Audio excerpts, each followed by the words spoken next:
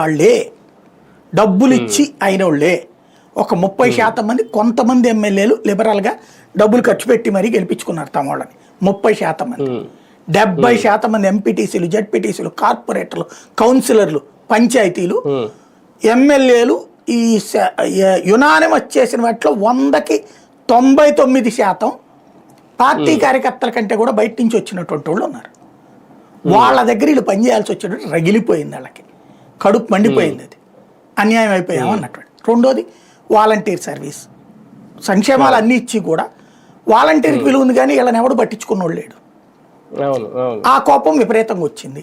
అట్లాగే ఏ రోడ్ల కాంట్రాక్ట్లో లేకపోతే ఆ కాంట్రాక్ట్ ఈ కాంట్రాక్ట్ అంటే కాంట్రాక్టులు రాక కొంతమంది, కాంట్రాక్టులు వచ్చి బిల్లులు చెల్లించకపోవడం వల్ల కొంతమంది. ఇప్పుడు నాడు నేడును అట్లాంటి కాంట్రాక్టులు వచ్చి డబ్బులు రా, కొన్ని ఏమో కాంట్రాక్టులు రాలేదు, మనకి రానేలేదు. దాంతో విరక్తి చెందినటువంటి చిన్న చితక నాయకులు బోల్డ్ అంతమంది. అట్లాగే ఈ దాని పేరేమంటారు, మద్యము ఇసుక.